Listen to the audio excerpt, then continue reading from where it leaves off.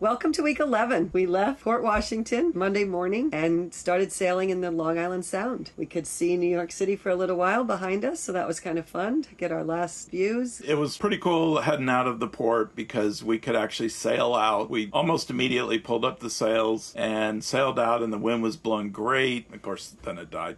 Yeah. Good thing we got going, though, because we got a little bit of the wind. Then we did have to motor for a while. We were headed to New Haven, Connecticut to anchor for the night because we were just kind of making our way for a couple days up the Long Island Sound. Coming in there was easy. The only concern I had was it would be too bouncy, and it wasn't. It was fine. We anchored right near the other boats that were moored. There was a big cliff, very close. Yeah, so we're not in Florida, obviously. Yeah, so it does look very startling. You see the cliffs, and you're like, oh, a cliff.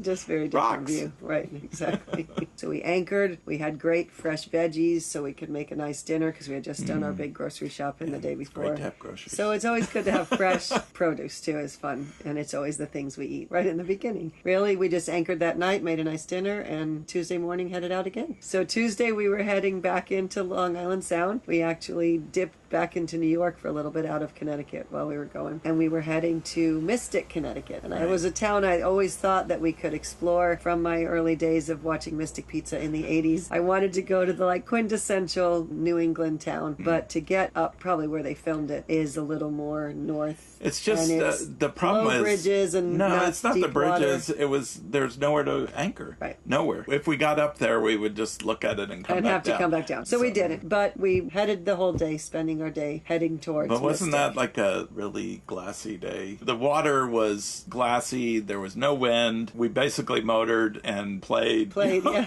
Finally pulled the green chair out.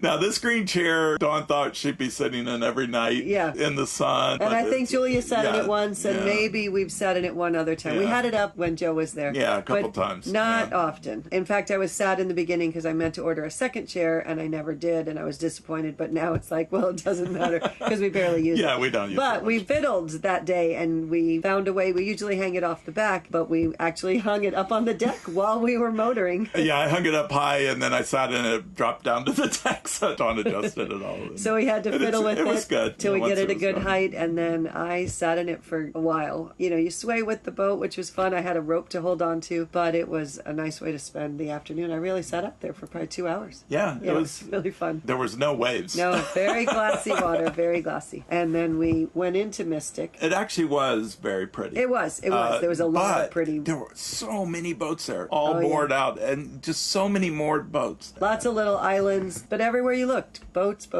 And there's supposedly anchorages, and we go to them like, oh no, we're not anchored there. Boats and rocks. Those were the two things we saw. Yeah, boats and rocks. We did end up going around to this place called Ram Island, which was my third choice. But it was good. But as we're coming in there, it's just weird how it works. There's rocks everywhere, and I'm a little nervous already because of the rocks. And Dawn's bringing us in, and the prop goes crazy. I look back and it was that log that we hit. I thought it was when you went into drive or reverse that the transmission was going out. It sounded awful. It was a submerged log. Yes, that's right. And then once you hit it, I looked at you and you're like, I didn't do anything. I'm just driving. And then we look at the chart. No, it's deep. And then, we look behind us and there's a log floating behind. But it was a little alarming. Because he's already got heightened Yeah, I was senses already, when you see all these rocks every direction, it's a little weird. We anchored in the middle of a bunch of rocks. And then there's this other boat came in, and he went a lot closer. Yeah, he wasn't afraid. Definitely more local, I would assume, because he knew exactly where he was going, and he had a little less wind. It wasn't a rocky night, wavy rocky, but he actually got even a little closer and closer to the beach. Yeah, but it was a pretty evening hanging out because it was kind of beachy right there. I liked where we were. It was very nice. Really didn't get to explore because we were anchoring just for the night to keep going. We put our feet in the water, I guess, just to hang out for a little bit. And it is so cold. So we're thinking, all right, this cold water, we're going to take advantage of it. We're going to do nature's cooler. So we filled this little mesh bag with some cold drinks and plopped them in the water, left them there for a while. They got pretty cold. They probably, if we left them a little longer, would have gotten colder, but I drank them. They would have to. Yeah, it was freezing that water. water is very cold. So that was kind of fun while we were sitting in Mystic. it was easy to get out of there. Oh, yeah. 'Cause We were there. out. We sailed out, I think. I think so. Yeah. So yeah, Wednesday morning, got up, headed back into Long Island Sound, but really we were kind of right in it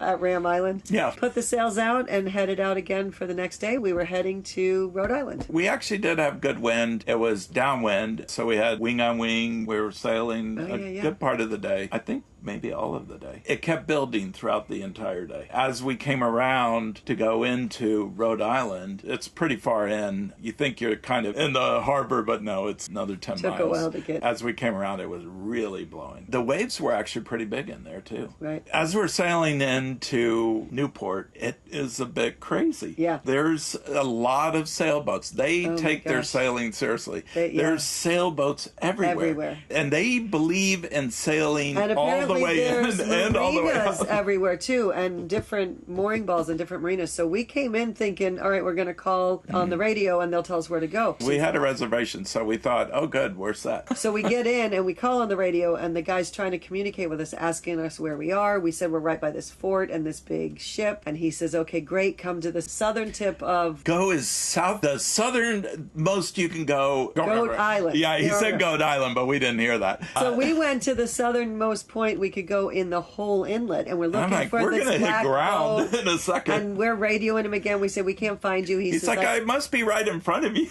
I can see you, I think. So, he didn't. No, he talked us back out. We came back out. We finally got communicating with him and realized where we were supposed to go. So then we hooked on to... Communication breakdown. Yeah, partly their accent, partly just not knowing he was saying Goat Island, not knowing our landmarks and all of that. Right. But we figured it all out, hooked the mooring ball pretty well. But it's not that easy because it sounds easy, but there's sailboats everywhere going through the mooring fields. You're trying to dodge them. There's and other they're boats. Sailing through them. Yeah. Everybody sails there. Nobody motors out. I think it's a pride thing. I swear they think it's beneath them to motor out of a harbor. They sail in and out.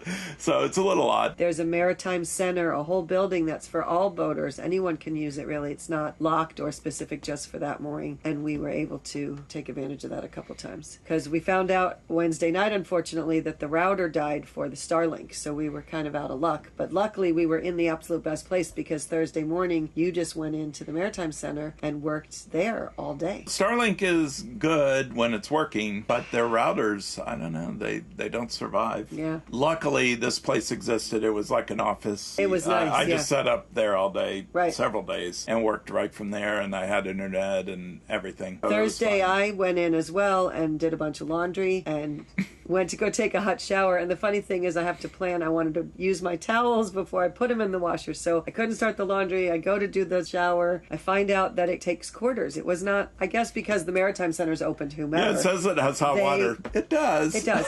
So it costs like $1.75, I think, for 7 minutes. And I thought, well, I've been on this boat for a long time at this point. I probably take pretty fast showers. But I attempted to wash my hair, conditioner, shave my legs. And I thought turning it off in between would be worth it, which is what we do on the boat. But I think the 7 minutes were timer included. Was, you might as well have run it. I should have run it because in the end, unfortunately, I was rinsed off barely, but finished my shower, shaving my legs in the sink in the very cold water. So I know now that I do take longer than a 7-minute shower, but it was good. I had the laundry going. I had that. I had the ability to walk around a little bit, which was nice. And then you worked on Friday as well. And I got to hang out with Kelly. She lives in North Providence, which I think she said was about 45 minutes. So Kelly drove in on Friday and we just did a fun girls' day. We went shopping, had some lunch, walked around, just checked out a couple stores, heard some live music. So of course we were both drawn to that. So we went and sat at a bar and we're having a drink. And we saw these guys having a bachelor party or whatever, all hanging out before a wedding. One guy came over and said something about, oh, sorry for my friends, they're being a little crazy. And we're like, no, we're having a great time. We don't mind any of them except for that guy over there with the University of Miami hat. Of course, we're in Rhode Island and nobody's really University of Miami in Rhode Island. So the guy's like, oh, I'm going to get my friend. So he goes over to by the dance floor where they're all hanging out, taps the guy, tells him to turn around and points at us. And of course, Kelly and I, both being our Seminole selves, give him the chop and he's dying. His friend's dying. We got people at the bar doing the Seminole chop. All this is going on in Rhode Island. Weird. You got people at a bar to participate. So Kelly and I were in rare form of just fun and had a good afternoon. That was really fun. And then Friday when you got off work, we did some exploring. Yeah, we did. We wanted to check out the UPS store in case case we could order some parts for the... I always think, oh, we're going to these harbors. They're going to have great marine stores. No, they don't. They're all way out of town. Parts are hard to get. Yeah. So, well, and with the router, it's more specific. So we were thinking we might have something shipped. And it had been too late in the week to have anything shipped to Kelly's. They were coming over on Saturday, but it can't ship overnight. So we checked out the UPS store and they said, yes, you can receive packages in case we needed to. We were going to maybe do that. And we walked around a little. We ended up at this fun Irish bar, of course. I wanted to watch the FSU game because it was the start of the College World Series. And unfortunately, we lost to Tennessee in game 1, so that put us a little behind. But it was fun to hang out, watch the game, watch the rest of the game at home. But we watched some of it. Yeah, it was fun. It was a nice place. Got up Saturday, and you did some work before we saw Kelly and Paul. Well, first I had to do Starlink stuff. They have a list of things to try to discourage you. Take a picture of this, and then record this. It was a lot of hoops, but I'm like, I guess we're doing it. So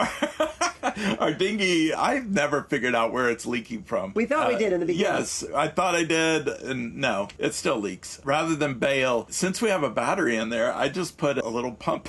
It's a bilge pump that I put in there, and you hit a switch, and it pumps it all out. So now... now you're set. So you did that. I just hit the switch. Saturday morning, and then we were going to meet Kelly and Paul. They were coming in again the second time so that we could hang out for the day. And we went and did some hop-on, hop-off trolley and did some exploring some of the mansions. There's this whole row, like Mansions Row, I think it's called. It's down by where the beach is. And these houses are built in the 1800s. Yeah, they're amazing. They were huge. Crazy. So the first one we thought we were going to explore through only had guided tours, and there wasn't going to be one for another 45 minutes or so. And that wasn't really what we were after anyway. We wanted to do a self-walking one. So we hopped back on the trolley. We found the second one that we wanted to explore, and we went all through the mansion, and then we went all through the gardens. You and I went through the gardens in the back. Huge just kept area on going out back. Yeah, as far as you go, it just keeps going. These houses were beautiful. Yeah, they're very pretty. Right. Yeah, it was interesting. It's interesting. And then we went and had a nice dinner. It was this really pretty place right on the busy street. And it's funny to be in a restaurant in the Northeast. You don't have to worry about it, I guess. But the big, huge windows are just open, and it's fresh air outside, and you're inside. It's just not a thing in Florida. But we were not hot, so we hung out. And then Paul showed us a part of the main street where a lot of the little shops are. He had done the brickwork. Yeah. So we got to walk on his bricks. That's right. We walked on Paul's street, or sidewalk right by the street. So then Sunday was Father's Day, and we started the day talking to Sarah, which was really fun. They were at a campsite because her friend Maggie was hosting a camp. It's one of the things they're trying to all do. They set it up to host this camp. So Sarah and one of the other girls flew to the other island to help try and support them and learn about it, because Sarah's going to host the camp at her school in October. So they were all together, and it was late at night, I guess, for them, but they knew it was Sunday morning for us. Sarah called us, Maggie called her dad, and Taylor called her dad, and they all three had the dads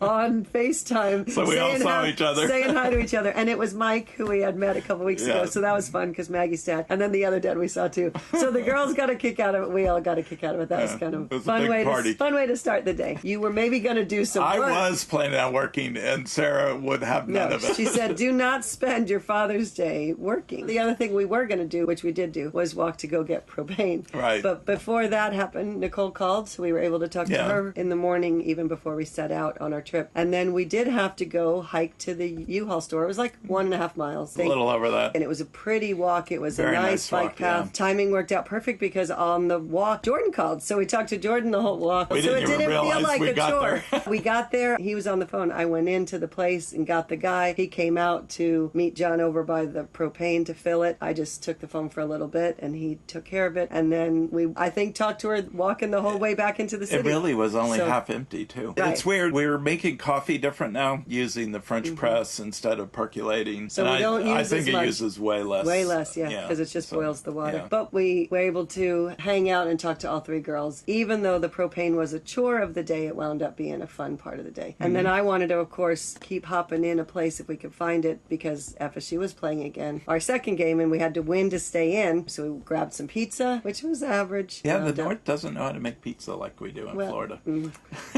We've had some good pizza, but the one place we went, we should have gone It's hit or one miss. restaurant further. It Oh, looked right. like it would have been yeah, really good. I think if we had gone one further. And then we headed over back to Pelham East, the little Irish bar, and watched the game. There was live music behind us. There was a guy over on the stage. There was someone there Friday night as well. And I was so impressed because it's such a good volume. So many places that we go to in Florida, when there's live music outside, you can't even enjoy your dinner or your conversation because it's so loud. Well, this guy's in the pub, and we're talking to the bartender not that far off. He's definitely loud enough to enjoy, and we're enjoying watching the baseball game, talking to each other, talking to the bartender. So kudos to people who know how to do their music. So all Saying you it bar to her. owners out there. That's right. The fun end of our day on Sunday as we were walking back, we were going to head to the boat. There was a long line at Ben and Jerry's, and the reason there was a long line is because it was Father's Day and dads get free ice cream on Father's Day. So you said, let's get ice cream, and then we saw the line, and then we saw the free ice cream. So I waited in line, and you actually Yeah, they went. still gave it to you, even though I wasn't They did. there. You were there with me at first, I think the lady knew. And I said, part of the present for Father's Day was you didn't have to wait in the line. Can I get the ice cream for free? I wasn't sure if I could. I thought I might have to pay for two. But no, I got yours for free. So we sat down. Yeah, it was down by the dinghy. You were using your Yeah. motor for the first time, your pump out, to see if it worked.